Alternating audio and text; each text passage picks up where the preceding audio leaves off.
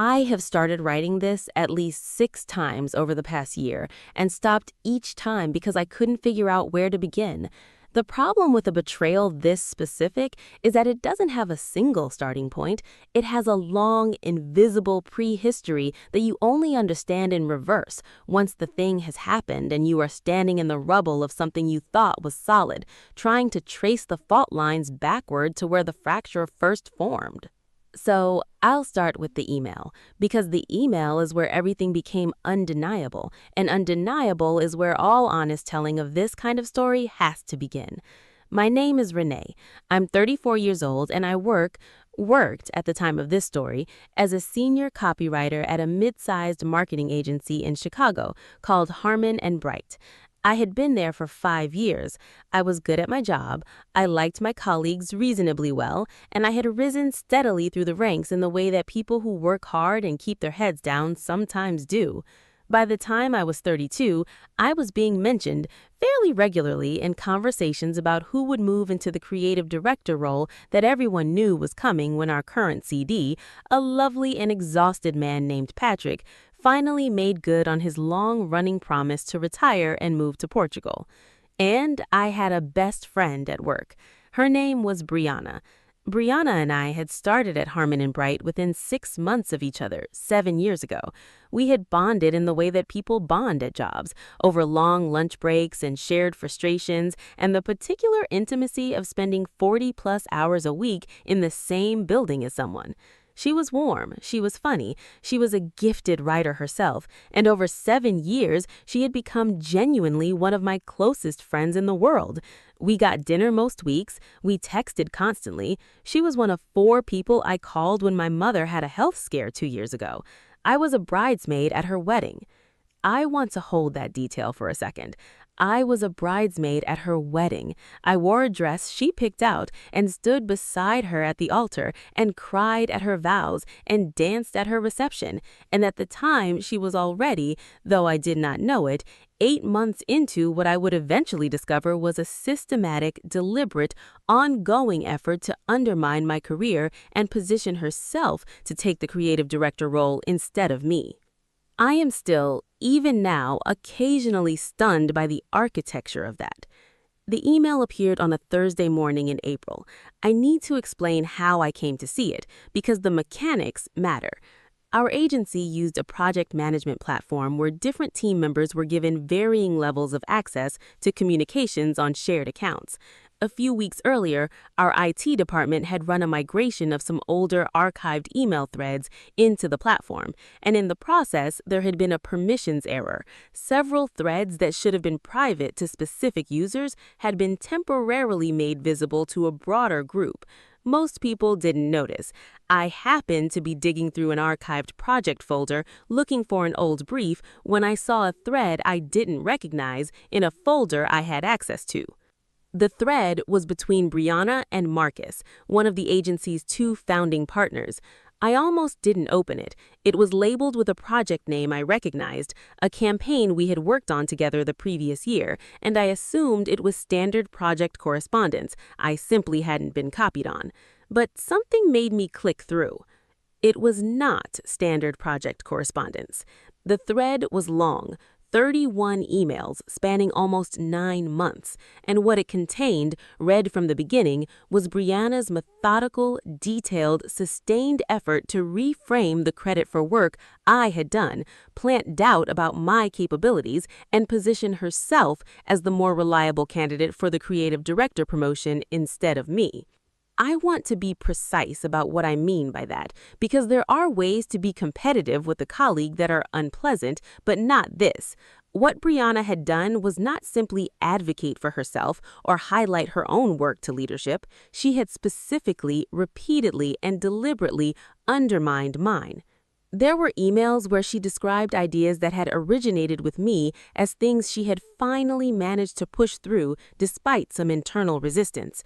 There were emails where she attributed a campaign outcome I was responsible for to her own behind-the-scenes steering, framed with just enough ambiguity to be deniable, but pointed enough to be clear. There was one email sent the day after I had delivered a presentation to the full agency that had gone very well and that Patrick had praised publicly, in which she wrote to Marcus that she was glad the presentation had landed, but wanted to flag privately that there had been some concerns internally about my consistency and receptiveness to feedback. Concerns that, as far as I can tell, she had fabricated entirely. There were also, and this is the part that I keep coming back to even now, emails that were almost affectionate in tone, emails where she mentioned me by name in a warm and friendly way as a colleague she respected and was close to, while in the same paragraph quietly inserting a small, precision-placed doubt. She was very good at it. The warmth made the undermining harder to see and harder to call out. It made it look like thoughtful mentorship rather than sabotage. She had calibrated it almost perfectly. I sat at my desk and I read all 31 emails, and when I finished, I closed my laptop and I went to the bathroom, and I stood at the sink and I looked at myself in the mirror for a long time. I did not cry. I want to note that because I think it says something about the particular quality of this kind of hurt. It wasn't the kind that produces tears immediately. It was the kind that produces a white humming silence in your head where your understanding of reality used to be. I had to rebuild the understanding before I could feel anything, and rebuilding it was slow because there was so much to dismantle first. 7 years of friendship, every dinner, every venting session, every personal conversation shared, every time she had encouraged me and told me I deserved the promotion and said Patrick was an idiot if he didn't see it, every bridesmaid moment, all of it now required re-examination. All of it now had 2 possible readings, the one I believed and the one that accounted for what I now knew. I spent the rest of that Thursday in a kind of functioning dissociation. I sat in meetings, answered emails, and had a completely normal lunch with a colleague, and nobody noticed a single thing different about me, which is its own testament to how thoroughly I had been trained, first by my upbringing, and then by years of professional conditioning to keep my interior life off my face. That evening, I called my sister, Nina, not Brianna. Obviously not Brianna. Nina, who had met Brianna many times and liked her, and listened to the whole story without interrupting, and then said with a calmness that I found extraordinarily steadying, "Okay, what do you want to happen?" I thought about that for a long time, and the answer I arrived at surprised me somewhat, because it wasn't angry in the way I might have expected. What I wanted was not revenge exactly. What I wanted was accuracy. I wanted the record to be corrected. I wanted the people who had been given a distorted picture of me to have an accurate one. And I wanted Brianna to not get the things she had spent a year trying to take from me. That last one, I'll admit, was personal, but the rest of it was professional, and I decided to pursue the professional part professionally. I did not forward the email thread to anyone. I did not screenshot it and send it to mutual friends.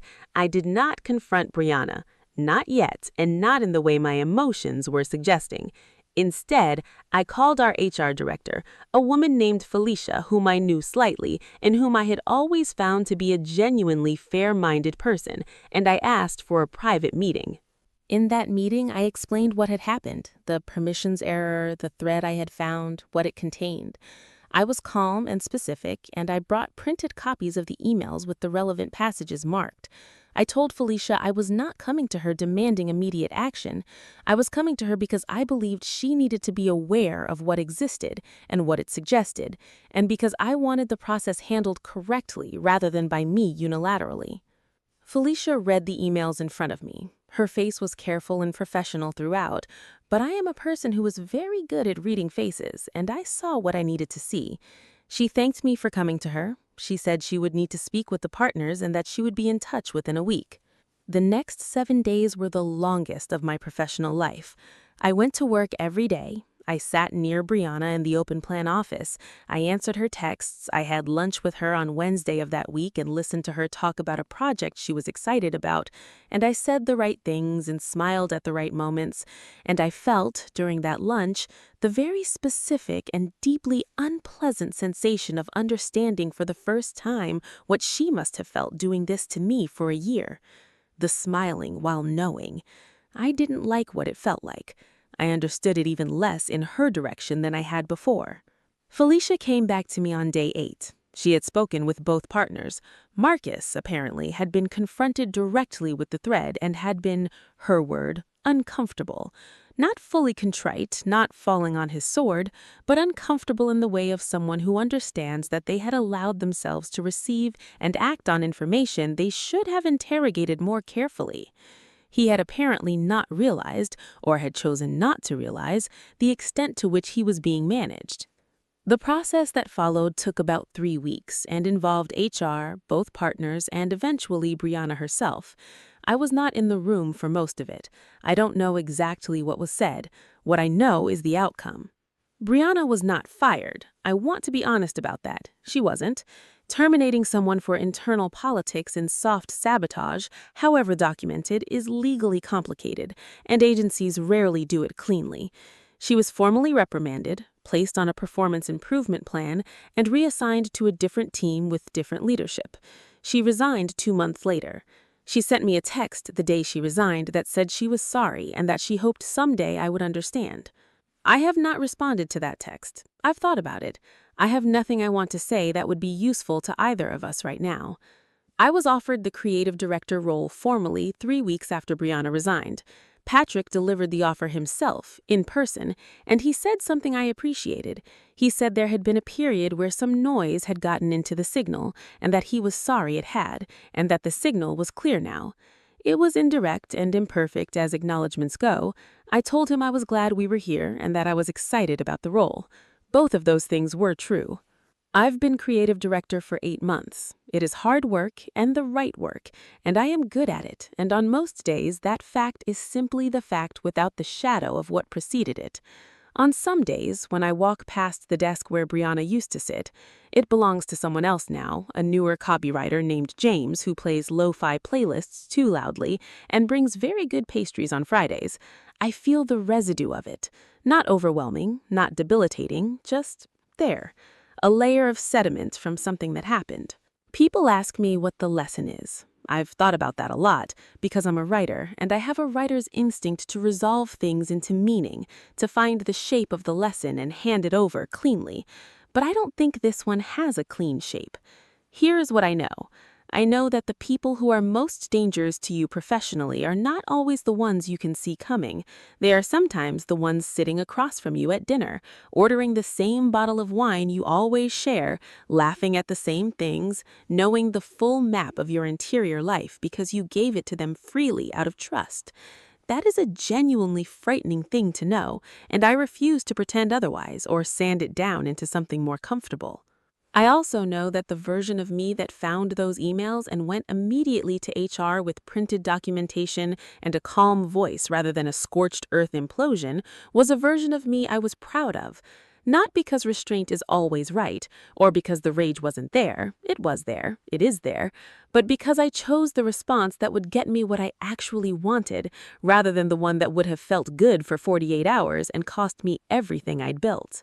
And I know this. Betrayal at that scale, from that close, does something to your relationship with trust that I am still working through. I am more careful now, perhaps too careful. There's a particular kind of warmth that I used to extend freely and early to people I liked that I hold back a little longer, that takes more to unlock. I'm not sure if that's wisdom or damage. Probably both. Probably most things that change you are both. The pastries James brings on Fridays are very good. The lo-fi playlists I have made my peace with. The desk where she sat is just a desk. Most days I sit down at my desk, the bigger one now, the one with a window, and I open my laptop and I do the work. And the work is mine, and it is good, and nobody is quietly writing emails about it behind my back. That is enough. That is more than enough. That is, honestly, everything.